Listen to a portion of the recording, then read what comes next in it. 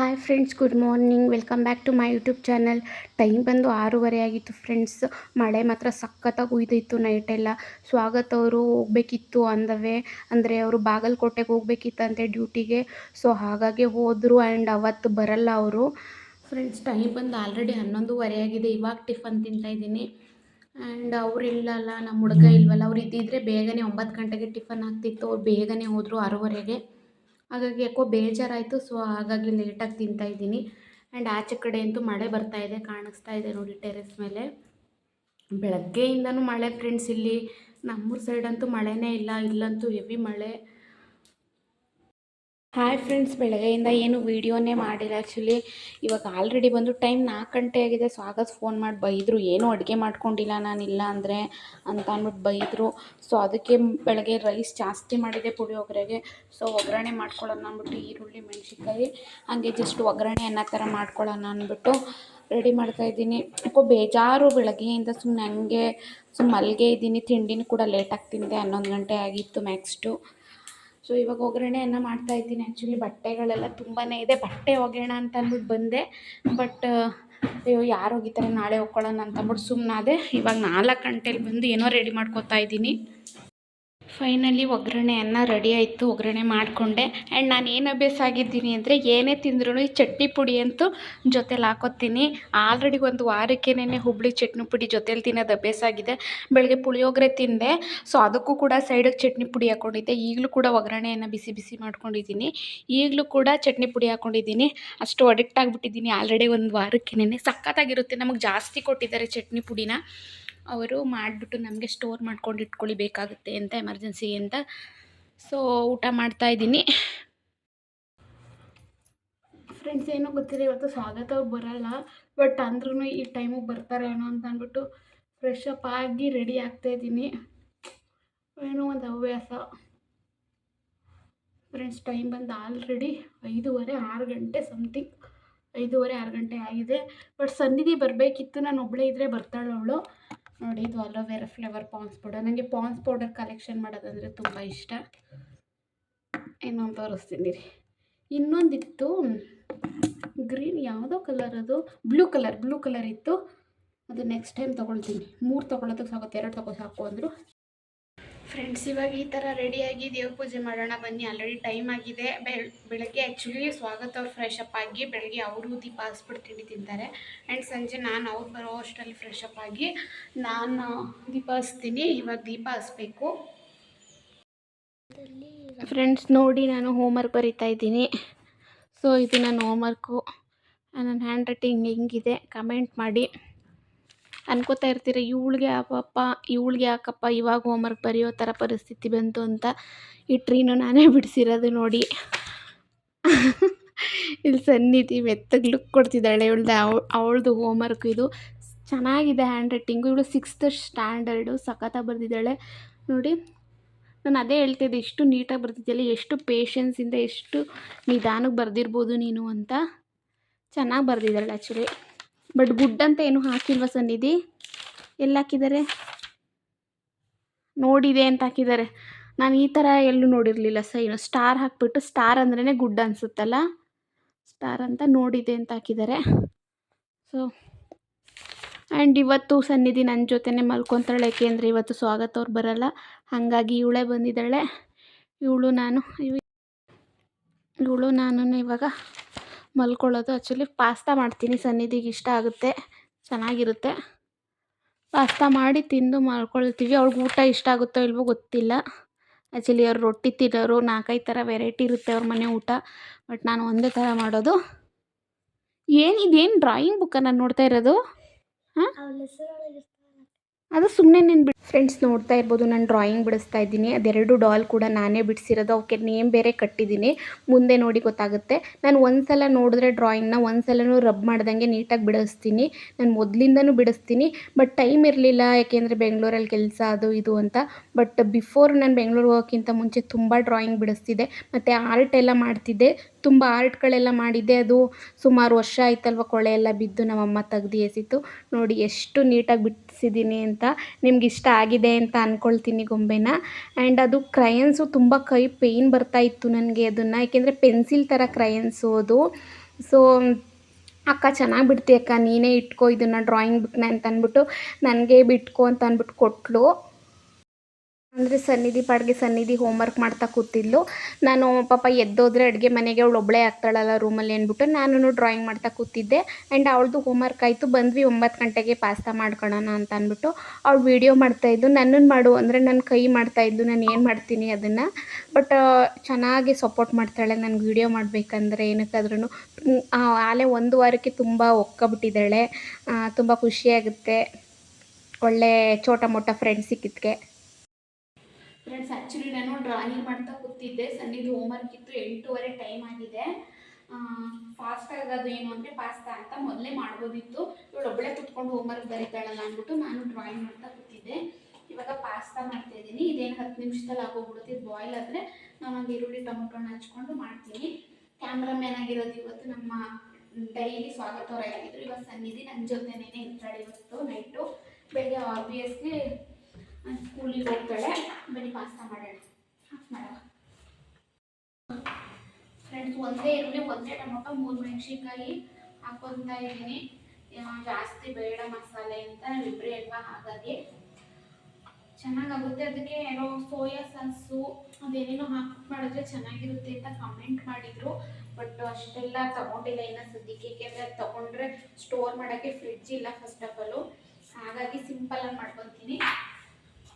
ನಾವು ತಿಂದರೆ ಪಾಪ ಅಜ್ಜಿಗೆ ಜಾಸ್ತಿ ಮಸಾಲೆ ಐಟಮ್ಸ್ ಎಲ್ಲ ಇಷ್ಟ ಆಗಲ್ಲ. ಹಾಗಾಗಿ ಸೋಸಲ್ಲ ಕಾಯಿ ತುರಿ ಎಲ್ಲನ ಹಾಕಿ ಮಾಡಿದೆ, ಚೆನ್ನಾಗಿತ್ತು. ಆ್ಯಕ್ಚುಲಿ ಕಾಯಿನ ನಾವು ಪಕ್ಕದ ಮನೆ ಫ್ರಿಜ್ಜಲ್ಲಿ ಇರೋಕೆ ಕೊಟ್ಟಿದ್ದೀನಿ. ನಾವು ಅಡುಗೆ ಮಾಡ್ತಿರೋದು ಬಂದು 9 ಗಂಟೆ ಆಗಿದೆ. ಅವ್ರು ಆಲ್ರೆಡಿ ಮಲ್ಕೊಂಡಿದ್ದಾರೆ. ಹಾಗಾಗಿ ಡಿಸ್ಟರ್ಬ್ ಮಾಡೋದು ಬೇಡ ಅಂದ್ಬಿಟ್ಟು ಸುಮ್ಮನಾಗಿದ್ದೀನಿ. ಸೊ ನಾವಿಬ್ಬರೇ ಅಲ್ವಾ, ಹಾಗಾಗಿ ಒಂದು ಟೊಮೊಟೊ, ಒಂದು ಈರುಳ್ಳಿ, 2 ಮೆಣಸಿನ್ಕಾಯಿ, ಸ್ವಲ್ಪ ಬೆಳ್ಳುಳ್ಳಿ ಹಾಕಿದ್ದೀನಿ. ಇಲ್ಲಿ ಪಾಸ್ತಾ ಬೇಯ್ತು, ಆಲ್ರೆಡಿ 75% ಬೆಂದಿದೆ. ಆ್ಯಂಡ್ ಈ ಕಡೆ ಒಗ್ಗರಣೆಗೆ ಹಾಕಿದ್ದೀನಿ. ಇದೆಲ್ಲ ಸ್ವಲ್ಪ ಫ್ರೈ ಆಗೋ ಅಷ್ಟರಲ್ಲಿ ಪಾಸ್ತಾ ಬೇಯುತ್ತೆ.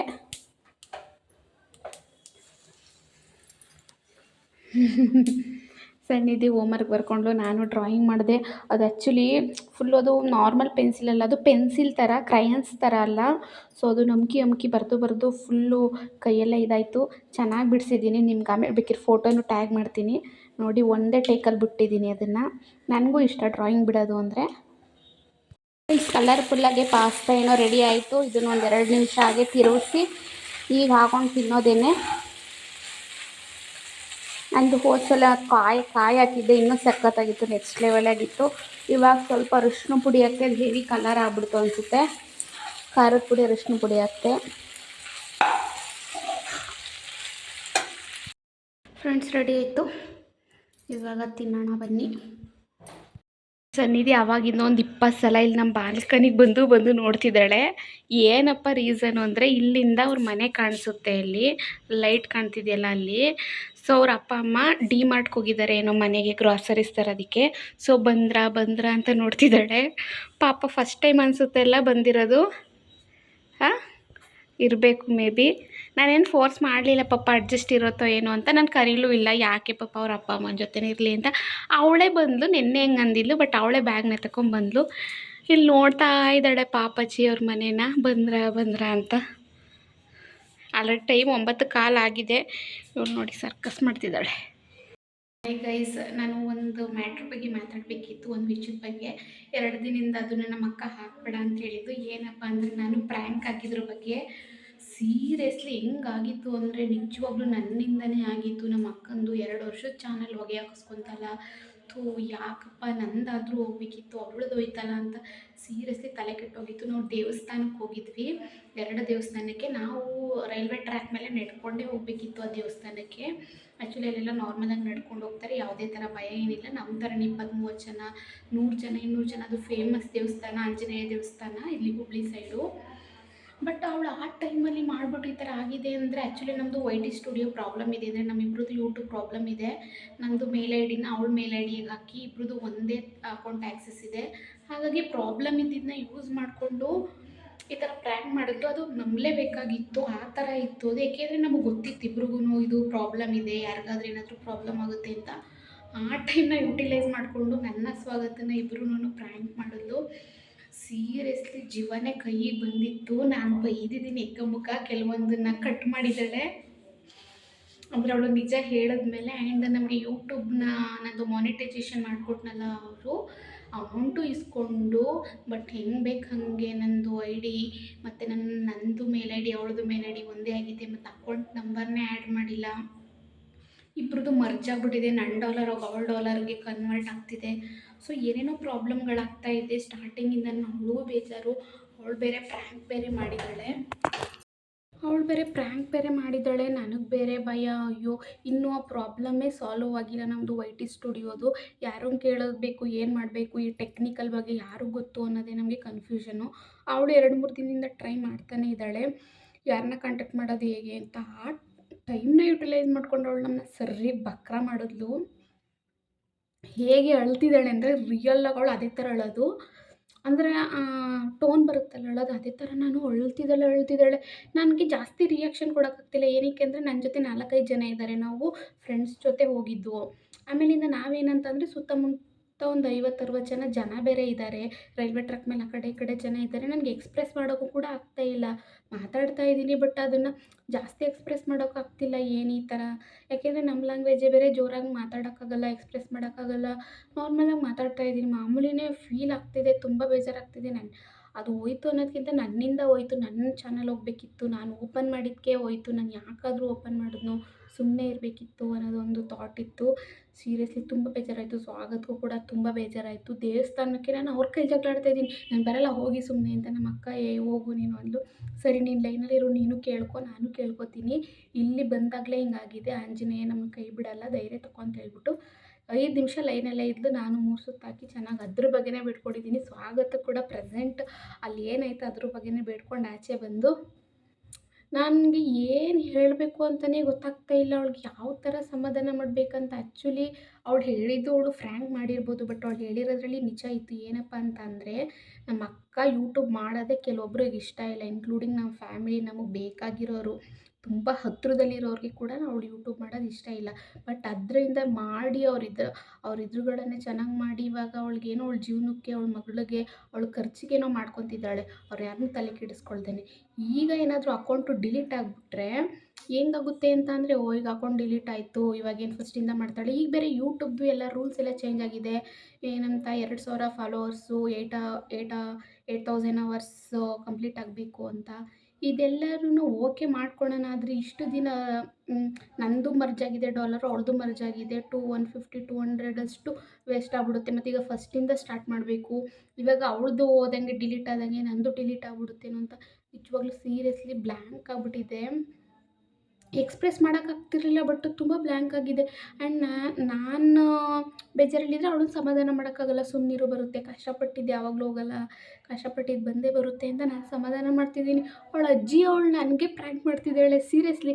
ಅವತ್ತೇನು ತಮಾಷೆ ಅಂದರೆ, ನಾನು ಕೂಡ ಸ್ವಾಗತ ಗೋಲ್ಡ್ ರಿಂಗ್ ಎಲ್ಲಿ ಬೇಕಲ್ಲಿ ಇಟ್ಬಿಟ್ಟು ಹೋಗಿದ್ರು ಸ್ನಾನಕ್ಕೆ ಫಸ್ಟ್ ಟೈಮು. ಸೊ ನಾನು ಅಷ್ಟು ಆ ರೇಂಜ್ಗೆಲ್ಲ ಪ್ರ್ಯಾಂಕ್ ಮಾಡಲಿಲ್ಲ. ಜಸ್ಟು ನನಗೆ ಗೊತ್ತಿಲ್ಲ ಅಂತ ಸ್ಟಾರ್ಟಿಂಗ್ ಅವ್ರು ನಂಬ್ಕೊಬಿಟ್ಟಿದ್ರು. ಅವಳು ಕೂಡ ಅವತ್ತೇ ಪ್ರ್ಯಾಂಕ್ ಮಾಡಿದ್ದಾಳೆ. ನಾನು ದೇವಸ್ಥಾನದಲ್ಲಿದ್ರೂ, ಅಷ್ಟು ಬ್ಯುಸಿ ಇದ್ರೂ ನಾನು ಅವಳು ಕಾಲ್ ಪಿಕ್ ಮಾಡಿದ್ದೀನಿ. ಓಕೆ ಕಾಲ್ ಪಿಕ್ ಮಾಡಿದ್ದೀನಿ, ಬಟ್ ನನಗೆ ಎಕ್ಸ್ಪ್ರೆಸ್ ಮಾಡೋಕ್ಕಾಗಿಲ್ಲ. ಅಷ್ಟು ಜನ ಇದು ಸೀರಿಯಸ್ಲಿ ನಮಗೆ ಈಗಲೂ ಕೂಡ ಭಯ ಇದೆ, ನಮ್ಮಿಬ್ಬರು ಅಕೌಂಟು ಏನೂ ಆಗಬಾರ್ದು ಅಂತ. ಈಗಲೂ ಕೂಡ ಪ್ರಾಬ್ಲಮ್ ಸಾಲ್ವ್ ಆಗಿಲ್ಲ ಇನ್ನೂ. ನನ್ನ ಅಕೌಂಟು ಕರೆಕ್ಟಾದರೆ, ವೈ ಟಿ ಸ್ಟುಡಿಯೋ ನಂದು ಕರೆಕ್ಟಾದರೆ ಅವಳದು ಆಟೋಮೆಟಿಕ್ಕಾಗಿ ಅವಳದು ಕರೆಕ್ಟ್ ಆಗುತ್ತಂತೆ. ಸೊ ನನ್ನ ಅಕೌಂಟು ಕರೆಕ್ಟ್ ಆಗೋದಕ್ಕೆ ನಾವು ಒಬ್ಬರನ್ನ ಕಾಂಟ್ಯಾಕ್ಟ್ ಮಾಡಿ ಅವ್ರಿಗೆ ಪೇ ಮಾಡಿ ನಾವು ಸ್ವಲ್ಪ ಸರಿ ಮಾಡಿಸ್ತಾ ಇದ್ದೀವಿ. ನಂದಿನ್ನು ಪಿನ್ 20 ಡೇಸ್ ಅಥವಾ 30 ಡೇಸ್ ಆದಮೇಲೆ ಪಿನ್ ಬರುತ್ತಂತೆ ನಮ್ಮ ಪೋಸ್ಟ್ ಆಫೀಸ್ಗೆ. ನಾನು ನನ್ನ ಗಂಡನೂರು ಪೋಸ್ಟ್ ಆಫೀಸ್ ಕೊಟ್ಟಿದ್ದೀನಿ. ಆ ಪಿನ್ ಜನ್ರೇಟ್ ಆದಮೇಲೆ ನನ್ನ ಐ ಡಿಗೆ ಬರುತ್ತಂತೆ. ಏನೇನೋ ಪ್ರೋಸೆಸ್ ಇದೆ. ಸೊ ಮಾಡಿಸ್ತಾ ಇದ್ದೀವಿ, ಪೇ ಮಾಡಿ ಎಲ್ಲನೂ ಮಾಡಿಸ್ತಾ ಇದ್ದೀವಿ. ಸರಿ ಆದರೆ ಸಾಕು. ಇಂಥ ಟೈಮಲ್ಲೇ ಅವಳು ಈ ಥರ ಪ್ರ್ಯಾಂಕ್ ಮಾಡಿದ್ದಾಳೆ. ನಾನು ಅಂದರೂ ಬೈದೆ, ಮೊದಲೇ ಪ್ರಾಬ್ಲಮ್ ಇದೆ, ನೀನು ಈ ಥರ ಪ್ರ್ಯಾಂಕ್ ಮಾಡಿದ್ದೀಯಾ, ಅದೇ ನಿಜ ಆಗ್ಬಿಟ್ರೆ ಏನು ಮಾಡೋದು ಅಂತ. ಅವಳು ಕೂಡ ಭಯ ಪಟ್ಕೊಂಡ್ಳು. ಚಂದು ಹಂಗೇನೂ ಕೂಡ ಆದರೂ ಆಗ್ಬೋದು, ಬಟ್ ಏನೋ ಬೇರೆ ಥರ ಇಶ್ಯೂಸ್ ಇದ್ರಾಗುತ್ತೆ, ಇದಕ್ಕೆಲ್ಲ ಆಗಲ್ಲ ಬಿಡು, ತಲೆ ಕೆಡಿಸ್ಕೊಬೇಡ ಅಂತ ಅವಳು ನನಗೆ ಅಂದ್ಲು. ಆ್ಯಂಡ್ ಆಮೇಲಿಂದ ಫೋನ್ ಮಾಡಿ ಬಾಯಿ ಬಂದಂಗೆ ಬೈದೆ ಅವಳಿಗೆ, ನಿನಗೆ ಮನ ಮರ್ಯಾದೆ ಇಲ್ವಾ, ಈ ಥರ ಮಾಡಿದ್ದಿಲ್ಲ ಹಂಗೆ ಹಿಂಗೆ ಅಂತ. ಸೀರಿಯಸ್ಲಿ ಬ್ಲ್ಯಾಂಕ್ ಆಗಿತ್ತು. ಅವಳು ಇದ್ರ ವಿಷಯದ ಪ್ರ್ಯಾಂಕ್ ವಿಷಯದನೇನು ನಿನ್ನ ವೀಡಿಯೋದಲ್ಲಿ ನಾನು ಹಾಕೋಕ್ಕಿಂತ ಮುಂಚೆ ನೀನು ಹಾಕೋಂಗಿಲ್ಲ ಅಂತ ಹೇಳಿದ್ದು. ಹಾಗಾಗಿ ನಾನು ಹಾಕಿರಲಿಲ್ಲ. ಸೊ ಆಗತ್ತು ಬಕ್ರ ಆಗಿದ್ದು ನೋಡಿ ನನಗೂ ಕೂಡ ತುಂಬ ನಗು ಬಂತು. ಆ್ಯಂಡ್ ನನ್ನ ಜೊತೆಲಿ ಈ ಥರ ಎಲ್ಲ ಅವ್ರು ನಂಗೆ ಸೀರಿಯಸ್ ಆಗಿರೋದು ನೋಡಿ ಆಮೇಲಿಂದ ನಗ್ಬಿಟ್ವಲ್ಲ. ಅವಾಗ ಏನಾಯಿತು ಮೇಡಮ್ ಅಂದರು. ಅವಾಗ ಈ ಥರ ಪ್ರ್ಯಾಂಕ್ ಮಾಡಲ್ಲ ಸರ್ ಅಂದೆ. ಅವರು ಕೂಡ ನಕ್ಕಿದ್ರು. ಹೇಗೋ ಅಲ್ಲಿಂದ ಬರುವಾಗ ಖುಷಿ. ಆ್ಯಕ್ಚುಲಿ ನಾನು ಏನು ಅಂತ ಅಂದರೆ ಕಾರಲ್ಲಿ ಮಲ್ಕೊಂಡಿದ್ದಾಗ ದೇವಸ್ಥಾನ ಬಂದಮೇಲೆ ನನ್ನ ಎಬ್ಸಿದ್ರು. ಇಲ್ಲಿಂದ ನಡ್ಕೊಂಡು ಹೋಗ್ಬೇಕು ಬಾ ಅಂತ. ಆಗ ತಾನೇ ಎದ್ದುಬಿಟ್ಟು ಹೋಗ್ತಾ ಇದ್ದೀವಿ, ಆಗ ತಾನೇ ಕಾಲ್ ಮಾಡಿದ್ರು. ನಾನು ಇನ್ನೂ ನಿದ್ದೆ ಮೂಡಲ್ಲೇ ಇದ್ದೀನಿ. ಹೆಂಗೆ ಆಗಿರಬೇಕು ಅಂದರೆ ಹಾರ್ಟ್ ಅಟ್ಯಾಕೇ ಆಗ್ಬಿಡ್ತು. ಮಿನಿ ಹಾರ್ಟ್ ಅಟ್ಯಾಕ್ ಇದೇನೆ ಸೀರಿಯಸ್ಲಿ. ಅಬ್ಬಾ! ಆ ಥರ ಅಂತೂ ಬೇರೆ ವಿಷಯದಲ್ಲಿ ಪ್ರ್ಯಾಂಕ್ ಮಾಡಲಿ, ಈ ಥರ ಅಂತಂದರೆ ಇದೇ ಪ್ರಾಬ್ಲಮ್ ಇದೆ ಅಂತ ಗೊತ್ತು ಅದನ್ನು ಅಡ್ವಾಂಟೇಜಾಗಿ ತೊಗೊಂಡು ಪ್ರ್ಯಾಂಕ್ ಮಾಡೋದು ಸೀರಿಯಸ್ಲಿ ಸಖತ್ತಾಗಿ ಮಾಡಿದ್ಲು. ತುಂಬ ನ್ಯಾಚುರಲಾಗಿ ಮಾಡೋದು. ನಾವಂತೂ ಪಕ್ಕ ಬಕ್ರಗಳಾದ್ವಿ, ಪ್ರ್ಯಾಂಕ್ ಆದ್ವಿ ಇಬ್ಬರೂನು. ಸ್ವಾಗತ ಹೇಳ್ತಾಯಿದ್ಲು, ಏನು ನಿಮ್ಮ ಅಕ್ಕ ಹಿಂಗೆ ಪ್ರ್ಯಾಂಕ್ ಮಾಡ್ತಾರೆ ಅಂತ ಹೇಳ್ತಾಯಿದ್ರು. ನನಗೆ ನಗು ಬರ್ತೈತೆ.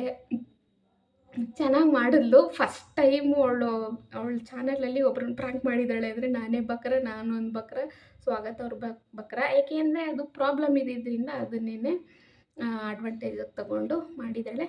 ಬಟ್ ಚೆನ್ನಾಗಿ ಮಾಡಿದ್ದಾಳೆ ಪ್ರ್ಯಾಂಕ್ನ. ಹಾಗಂತ ನಾನು ಬಕ್ರ ಆದೆ ಅಂತ ಹೇಳ್ತೀನಿ. ಆ್ಯಂಡ್ ಸನ್ನಿಧಿ ಬಂದು ಅವ್ರ ಅಮ್ಮವ್ರು ಕರೆದ್ರು. ಪಾಪ ನಾನೇನು ಬಾ ಅಂತ ಹೇಳಿರಲಿಲ್ಲ. ಅಂತಂದರೆ ಬಾ ಅಂತ ಅಂದಿದ್ದೆ ನಿನ್ನೆ, ಆದರೆ ಬನ್ನಿ ಅಂತ. ಬಟ್ ಮಕ್ಕಳಲ್ವ, ಅವ್ರ ತಂದೆ ತಾಯಿನ ಬಿಟ್ಟು ಬರ್ತಾರೆ ಏನೋ ಅಂತ ಅಂದ್ಬಿಟ್ಟು ಬೆಳಗ್ಗೆಯಿಂದ ಏನು ಕರೆದಿರಲಿಲ್ಲ. ನಿನ್ನೆ ಸಂಜೆ ಅವ್ರ ಅಮ್ಮ ಕಳಿಸ್ಕೊಡ್ತೀನಿ ಅಂತ ಅವರಾಗೆ ಅಂದಿದ್ರು. ಸರಿ ಅಂತ ಅಂದ್ಬಿಟ್ಟು ಸುಮ್ಮನಾಗಿದೆ. ಅವಳಾಗೆ ಬಂದಳು. ಬಟ್ ಅವಳು ಅವಾಗಿಂದ ಮನೆ ಕಡೆನೇ ನೋಡ್ತಿದ್ದಾಳೆ. ಅವ್ರ ಅಪ್ಪ ಅಮ್ಮ ಮಾಡಕ್ಕೆ ಹೋಗಿದ್ರು, ಬಂದಿದ್ದಾರಾ ಅಂತ. ಆ್ಯಂಡ್ ಬಂದರೆ ಬರಲಿ, ಇಲ್ಲಾಂದರೆ ಇಟ್ಸ್ ಓಕೆ. ನನಗೆ ಅಭ್ಯಾಸ ಇದೆ ಒಬ್ಬಳೇ ಮಲಗಿಯೆಲ್ಲ. ನಮ್ಮೂರಲ್ಲೂ ಒಬ್ಬಳೇ ಇರ್ತಿದ್ದೆ ಆ್ಯಂಡ್ ಬೆಂಗಳೂರಲ್ಲೂ ಆಬ್ವಿಯಸ್ಲಿ ಒಬ್ಬಳೇ ಇರ್ತಿದ್ದೆ. ಅಭ್ಯಾಸ ಇದೆ, ಮಲ್ಕೊತೀನಿ. ಆ್ಯಂಡ್ ನೋಡಬೇಕು, ಅವಳ ಬುಕ್ಕಲ್ಲಿ ಡ್ರಾಯಿಂಗ್ ಮಾಡಿದ್ದೀನಿ, ಇದು ತೋರಿಸ್ತೀನಿ ನೋಡಿ ಹೆಂಗೆ ಬಿಟ್ಟಿದ್ದೀನಿ ಅಂತ. ಟಂಟಡ ಸಕ್ಕತ್ತಾಗಿದೆ ಅಲ್ವಾ, ಕ್ಯೂಟಾಗಿದೆ. ಆ್ಯಕ್ಚುಲಿ ನನಗೆ ತುಂಬ ಇಷ್ಟ ಆಯಿತು. ನಾವು ಇದನ್ನು ಕಲ್ಲರ್ ಕಾಂಬಿನೇಷನ್ನ ಹೇಗೆ ಮಾಡೋದು ಅಂತ ಗೊತ್ತಾಗಲಿಲ್ಲ. ಬಟ್ ನಾನು ಇಷ್ಟ ಬಂದಾಗ ಹಾಕಿದೆ. ಬಟ್ ಸಕ್ಕತ್ತಾಗಿ ಬಂದಿದೆ. ನನ್ನ ಫ್ರೆಂಡ್ ವರ್ಷಿತಾ, ನಾನು ವಾಟ್ಸಪ್ ಸ್ಟೇಟಸ್ ಹಾಕಿದ್ದೀನಿ ಆರ್ಟ್ ಬೈ ಚಾಂದು ಅಂತ. ನನ್ನ ಫ್ರೆಂಡ್ ವರ್ಷಿ, ನಿಜಕ್ಕೂ ನೀನೇನ ಮಾಡಿರೋದು ನಿಜನಾ ಅಂತ ಕಮೆಂಟ್ ಮಾಡಿದ್ದಾಳೆ. ಅಂದರೆ ಅಷ್ಟು ನ್ಯಾಚುರಲ್ ಆಗಿದೆ ಅಂತ. ಇದೊಂದು ಬಿಡಿಸ್ದೆ. ಆ್ಯಕ್ಚುಲಿ ಕೈ ನೋವು ಬಂತು. ಇದು ಪೆನ್ಸಿಲ್ ಥರ ಪೆನ್ಸಿಲ್ಲು, ಅಂದರೆ ಕ್ರಯಾನ್ಸ್ ಥರ ಇಲ್ಲ, ಒಂಥರ ಮೆಲ್ಟ್ ಇರುತ್ತಲ್ಲ ಆ ಕ್ರಯಾನ್ಸ್ ಎಲ್ಲ ಪೆನ್ಸಿಲ್ ಥರ. ಇದನ್ನು ಹಾಕ್ತೆ, ಅದು ಬಿಟ್ಬಿಟ್ಟು ಇದನ್ನೊಂದು ಬಿಡಿಸ್ದೆ. ಇದನ್ನು ನಾನು ಕಲ್ಲರ್ನ ಅಂದರೆ ಬರೀ ಅದು ಗೂಗಲಲ್ಲಿ ಇದ್ದಿದ್ದು ಬರೀ ಪೆನ್ಸಿಲಲ್ಲಿ ಬಿಡೋದು ಮಾತ್ರ, ಕಲ್ಲರ್ ಕಾಂಬಿನೇಷನ್ ಹಚ್ಚೋದಿರಲಿಲ್ಲ. ಬಟ್ ನಾನು ಜಿ ಪಿ ಟಿಗೆ ಹಾಕ್ಬಿಟ್ಟು ಯಾವ ಕಲರ್ ಹಾಕ್ಬೋದು ಅಂತ ಅಂದ್ಬಿಟ್ಟು ಕೇಳಿದೆ. ಸೊ ಅದು ಈ ಥರ ಕಲರ್ ಕೊಡ್ತು. ಇದು ಕಾಂಬಿನೇಷನಲ್ಲೇ ಬಿಡಿಸ್ದೆ. ನೋಡಿ ಇವೆರಡರಲ್ಲಿ ಯಾವ್ದು ಚೆನ್ನಾಗಿದೆ ಅಂತ ಅಂದ್ಬಿಟ್ಟು ಕಮೆಂಟ್ ಮಾಡಿ. ಇದೆರಡೂ ಕೂಡ ಗರ್ಲು. ನಾಳೆ ಬಾಯ್ ಬಿಡಿಸ್ತೀನಿ ಈ ಕಡೆ. ಆ್ಯಂಡ್ ಇದು ಅವಳದು ಡ್ರಾಯಿಂಗ್ ಬುಕ್ ಅಕ್ಕ, ನಾನು ಇಲ್ಲೇ ಇಡ್ತೀನಿ, ನಿನಗೆ ಬೇಜಾರಾದಾಗ ಇಲ್ಲೇ ಬಿಡ್ಸಕ್ಕ ಅಂತ ಅಂದು. ಇದನ್ನು ಹೋದ ವ್ಲಾಗಲ್ಲಿ ತೋರಿಸಿದೆ ಅಲ್ವಾ. ಇದು ಬಂದು ಪುಟಾಣಿ ಕೃಷ್ಣ. ಇದು ಬಂದು ಶಿವ, ಲಾರ್ಡ್ ಶಿವ. ಮತ್ತು ಇನ್ನೊಂದು ಬಿಡಿಸಿದ್ದಾಳೆ ತಂದೆ ಮತ್ತು ಮಗಳದ್ದು ಕೈ ಇಟ್ಕೊಳ್ಳೋದು. ಮತ್ತು ಇನ್ನೊಂದು ಬಿಡಿಸಿದ್ದಾಳೆ ಶಿವದೇ ಅನಿಸುತ್ತೆ, ಶಿವ ಮತ್ತು ಸರಸ್ವತಿ ಅಂಗೈ ಮೇಲೆ ಕಾಲಿಡೋದು. ಸೊ ಇದು ಅವಳದು ಡ್ರಾಯಿಂಗ್ ಬುಕ್ಕು. ಇಲ್ಲೇ ಬಿಟ್ಬಿಟ್ಟು ಹೋಗಿದ್ದಾಳೆ. ಪೆನ್ಸಿಲ್ ಬೇಕು ನನಗೆ ಅಂದರೆ ಪೆನ್ಸಿಲ್ ಇಡ್ತೀನಿ ಅಕ್ಕ ಅಂದ್ಲು. ಹಾಗೆ ತೊಗೊಂಡೋಗ್ಬಿಟ್ಟಿದ್ದಾಳೆ, ಮಿಸ್ ಆಗೋ ಏನೋ. ಸೊ ಚೆನ್ನಾಗಿದ್ದರೆ ಕಮೆಂಟ್ ಮಾಡಿ. ಇವೆರಡರಲ್ಲಿ ಯಾವ್ದು ಇಷ್ಟ ಆಯಿತು, ಇದಿಷ್ಟ ಆಯಿತಾ ಅಥವಾ ಇದಿಷ್ಟ ಆಯಿತಾ ಅಂತ ಕಮೆಂಟ್ ಮಾಡಿ. ಇದಕ್ಕೆ ಏನಾದರೂ ಒಂದು ನೇಮ್ ಕೊಡಬೇಕಲ್ಲ, ಏನಾದರೂ ಇದು ಗುಂಡಿ ಅಂತ ಇಟ್ಕೊಳ್ಳಿ. ಗುಂಡುಕ್ಕಿದೆ. ಗುಂಡಿ ಇಷ್ಟ ಆಯಿತಾ ಅಥವಾ ಡ್ರೀಮ್ ಗರ್ಲ್, ಇದು ಡ್ರೀಮ್ ಗರ್ಲ್ ಥರನೇ ಇದೆ, ಡ್ರೀಮ್ ಗರ್ಲ್ ಇಷ್ಟ ಆಯಿತಾ ಅಂತ ಕಮೆಂಟ್ ಮಾಡಿ. ಇದ್ರ ಹೆಸರು ಗುಂಡಿ, ಇದ್ರ ಹೆಸರು ಡ್ರೀಮ್ ಗರ್ಲ್. ಇವೆರಡರಲ್ಲಿ ಯಾವ್ದು ಇಷ್ಟ ಆಯಿತು ಅಂತ ಫ್ರೆಂಡ್ಸ್ ಕಮೆಂಟ್ ಮಾಡಿ. ನಿಮ್ಗೆ ಅನಿಸಿದ್ದು ಹೇಳಿ. ಇವತ್ತು ಅಷ್ಟೇನು ವ್ಲಾಗ್ ಮಾಡಿಲ್ಲ ನಾನು, ಸ್ವಲ್ಪ ಮೂಡ್ ಆಫ್ ಆಗಿದ್ದೆ. ಸೊ ಇವತ್ತಿನ ವ್ಲಾಗ್ ಇದಾಗಿರುತ್ತೆ ಫ್ರೆಂಡ್ಸ್. ಬಟ್ ಅದೇ ವ್ಲಾಗು ನೋಡಿ ಸಪೋರ್ಟ್ ಮಾಡಿ, ಲೈಕ್ ಮಾಡಿ, ಶೇರ್ ಮಾಡಿ. ಮತ್ತು ನಿಮ್ಗೇನಾದರೂ ಅನಿಸಿದ್ರೆ ಕಮೆಂಟ್ ಮೂಲಕ ಹೇಳಿ. ಆ್ಯಂಡ್ ನಾನೇನಾದರೂ ತಿದ್ಕೋಬೇಕು ಅಂತ ಅಂದರೆ ಹೇಳಿ. ಏನಾದರೂ ಸಜೆಷನ್ ಇದ್ದರೆ ಪ್ಲೀಸ್ ಹೇಳಿ, ನಾನು ತೊಗೊಳ್ತೀನಿ. ಆ ಸಜೆಷನ್ನ ನಾನು ತೊಗೊಳ್ತೀನಿ. ಏನಾದರೂ ನನ್ನಲ್ಲಿ ನೆಗೆಟಿವಿಟಿ ಇದ್ದರೆ ಹೇಳು, ಅದನ್ನು ನಾನು ತಿದ್ಕೊಳ್ತೀನಿ. ಆ್ಯಂಡ್ ಇವತ್ತಿನ ವ್ಲಾಗ್ ಇದಾಗಿರುತ್ತೆ ಫ್ರೆಂಡ್ಸ್. ಐ ಹೋಪ್ ನಿಮ್ಮೆಲ್ರಿಗೂ ಇಷ್ಟ ಆಗಿರುತ್ತೆ ಅಂತ. ಇಷ್ಟ ಆಗಿದ್ದರೆ ಒಂದು ಲೈಕ್ ಮಾಡಿ, ಶೇರ್ ಮಾಡಿ, ಕಮೆಂಟ್ ಮಾಡಿ. ಹಾಗೆಯೇ ಯಾರೆಲ್ಲ ಸಬ್ಸ್ಕ್ರೈಬ್ ಮಾಡ್ಕೊಳ್ಳೋದೇನೆ ನೋಡ್ತಾ ಇದ್ದೀರಿಲ್ಲ, ಸಬ್ಸ್ಕ್ರೈಬ್ ಮಾಡ್ಕೊಂಡು ನೋಡಿ ಅಂತ ಹೇಳ್ತಾ ಇವತ್ತಿನ ವ್ಲಾಗ್ನ ಎಂಡ್ ಮಾಡ್ತಾ ಇದ್ದೀನಿ. Love you all. Bye bye, ಶುಭರಾತ್ರಿ, ಗುಡ್ ನೈಟ್ ಫ್ರೆಂಡ್ಸ್.